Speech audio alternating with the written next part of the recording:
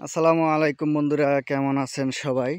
চলে আসলাম আপনাদের মাঝে গ্রামগঞ্জের চিপা রাস্তা দেখানোর জন্য।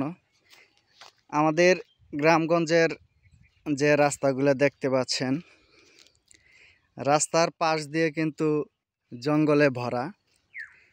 এর মধ্য দিয়েই গ্রামের মানুষের চলাচল করতে হয়। অনেক কিছুর ভয় থাকতে পারে, শিয়াল, তারপরে আরও অনেক কিছু। সেই ভয়ের মধ্যেই কিন্তু গ্রামের এরকম রাস্তায় আমাদের নিয়মিত চলাচল করতে হয়। আজকে এই জায়গায় আসার একটা উদ্দেশ্য আছে। এই জায়গায় ড্রোন দিয়ে একটা ভিডিও নেব। অনেকদিন আগে একটা ভিডিও নিয়েছিলাম, ভাবলাম যে নতুন করে একটা ড্রোনের ভিডিও নেওয়া যাক এই জায়গা থেকে। দৃশ্যটা কিন্তু অনেক সুন্দর। মাঝে মাঝে ধান পেকে গেছে, আবার মাঝে মধ্যে ধান কাঁচাও রয়েছে।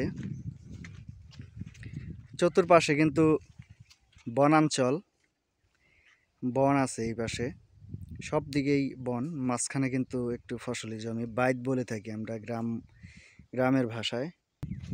রাতের বেলা কিন্তু এই সমস্ত জায়গা দিয়ে চলাচল করা, যারা নিয়মিত চলাচল করে তাদের কাছে কোনো ব্যাপার না, কিন্তু হঠাৎ করে যারা এই সমস্ত জায়গায় চলাচল করতে চায়, হয়তো শিয়াল টিয়াল বা অন্য কিছু সামনে পড়ে, ওটা আমাদের কাছে ব্যাপার না। গ্রামে যারা থাকে তাদের কাছে কোনো ব্যাপার না, কিন্তু শহর অঞ্চলে যারা থাকে, বন্ধু বান্ধব যারা গ্রামে বেড়াতে আসে, তাদের কাছে এই সমস্ত জায়গা এগুলো কিন্তু রাতের বেলা কিন্তু চলাচলের অনুপযোগী। ধান এদিকে দেখা যাচ্ছে, ধান শুয়ে পড়ছে এগুলা। বলছিলাম যে চতুর্পাশে বন দেখতে পাচ্ছেন, এই যে চতুর্পাশে বন। আর এটা হচ্ছে এই ওই চালাটা দেখতে পাচ্ছেন, ওইটা একটা চালা, আম চালা নাম। টাঙ্গাইলের ঘাটাইল থানার ধলাপাড়া ইউনিয়নের শহরগোবিন্দপুর ওয়ার্ডের মধ্যে এটা আমচালা। আমরা এখন এই দিকে যাব, এদিকেও কিন্তু জঙ্গল।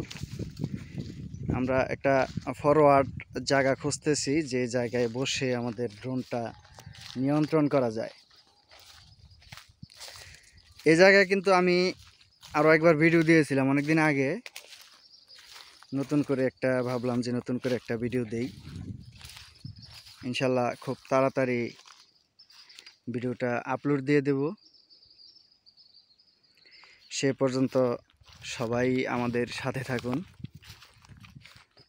ফসল পেকে গেছে, হয়তো ড্রোন দিয়ে উপরের দৃশ্যটা অনেক সুন্দর দেখা যাবে। প্রিয় বন্ধুরা, সবাই সাথেই থাকুন।